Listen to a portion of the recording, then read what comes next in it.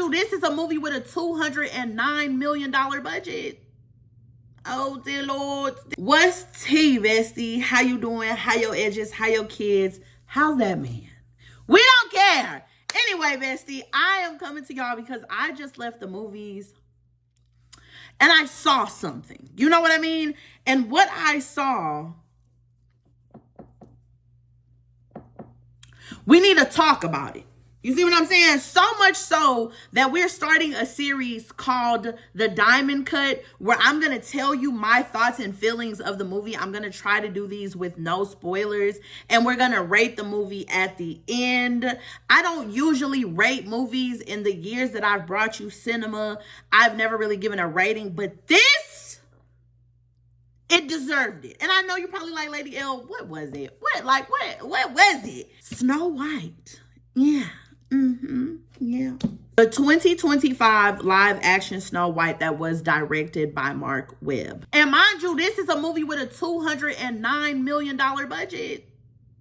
Oh, dear Lord, dear Lord, dear Lord. Now, if you've been on the fence about watching this movie, watch this to the end before you take yourself to that movie theater and be ready to fight Snow White and all them dwarfs. You see what I'm saying? Because I was ready to catch a fade and serve it up with lemonade. The 2025 live action Snow White is supposed to be a reimagination of the 1937 animated version. This movie is storybook accurate in its ending, but everywhere else, you know what I mean? If you don't know what the 1937 version of Snow White is about, what are you doing? I'm just playing, friend. I got you. So the original Snow White follows the story of a princess who joins forces with 7 dwarfs to liberate her kingdom from her cruel stepmother, aka the evil queen. Now, there's a lot of controversy that was surrounding this movie before it even made it to theaters. And now I'm starting to feel like the controversy was more entertaining than the movie itself. But hey, one of those things being Rachel Zegler and just her lack of media training. What did you mean by that? I mean, you know, the original cartoon came out in 1937, and very evidently so.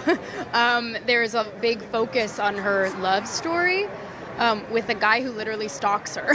But as far as her execution of Snow White, I think she did a phenomenal job. I think that she was a great pick for Snow White. Even though my good sis was out here rocking the Lord Farquaad, as far as her vocal ability, she definitely felt like a Disney princess. She sounded like a Disney princess. And I was convinced with her execution of Snow White. Now, when we get to Gal Gadot as the evil queen,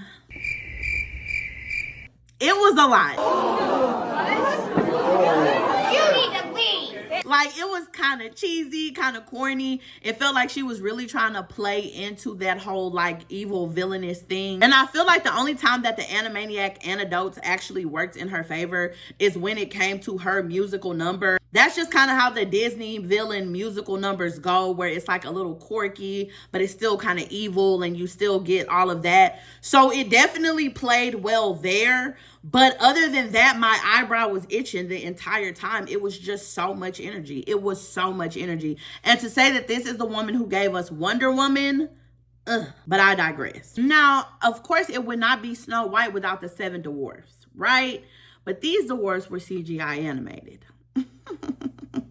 Because remember how I said there was a little bit of controversy going on about this film? Well, Disney Studios released this picture of these 7 people and said that Snow White, she's not going to have no dwarfs. She's going to have some bandits. Bandits.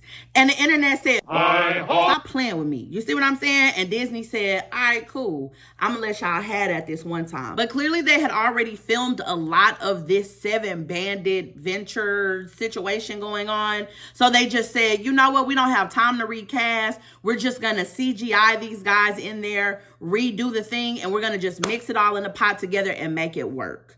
And I'm not exaggerating. I'm not kidding. Like, to me, there was this constant tug of war between Snow White and the 7 bandits and Snow White and the 7 dwarfs, which were clearly 2 different storylines that they were just trying to jumble together and make work. So it felt like this constant tug of war for which storyline was going to take center stage.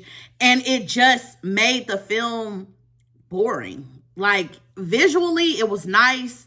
The storyline just was not storylining. It just was not a fun Disney time. it was a lot going on, but not enough at the same time. I don't know. And I don't want to sound like I'm just bashing it, because like I said, Rachel Zegler did a phenomenal job as SnowWhite. As far as the songs, because we do know that it is a Disney production, so we will have a musical number. The songs weren't horrible, but they weren't memorable either. You know what I mean? You probably heard one or two songs from the original one that for the OG SnowWhite fans, it kind of gave you that emotional connection. But none of the new numbers were just knocked out of the park.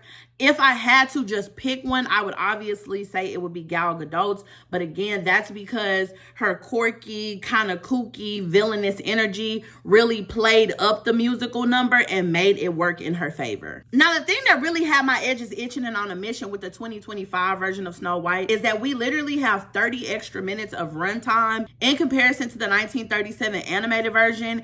And for me, those extra minutes didn't serve any purpose. It didn't move the story along. I've always felt like the love story in SnowWhite was like, where did that come from? You didn't really know this girl. Like, you don't even go here. Y'all just really met. How was this true love's kiss? In the live action version, I still left feeling the same way. Like, who is even this guy? Who is this guy? Where did he come from? And that narrative even still feels the same, circling back to the 7 bandits. With the 7 bandits, you feel like they're not supposed to be a major arc in the story in the version that we got, but in some universe, they were clearly gonna be more of a central point of the story.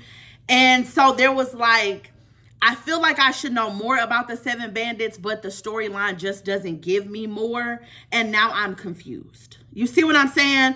I was feeling a lot of feelings, but it wasn't happiness and nostalgia. I was scratching my head and very just confused for most of this movie. Now, the movie is storybook accurate in its ending. We still get true love's kiss. We still get the poison apple. All of those points are hit. So when I'm giving my rating, I'm taking those things into consideration. But all in all, this movie really gave Disney movie production quality with Disney Channel script. Like, the girls were just in here giving us what they had available, and it really wasn't much. You know what I'm saying? For a CGI dwarf to be the most emotional pull that I felt out of this whole thing, it really speaks a lot. And with that being said, I'm going to give y'all my rating for this film. As a lot of y'all know, I'm in my diamond season, so we are going to rate this movie based off of the quality of a diamond.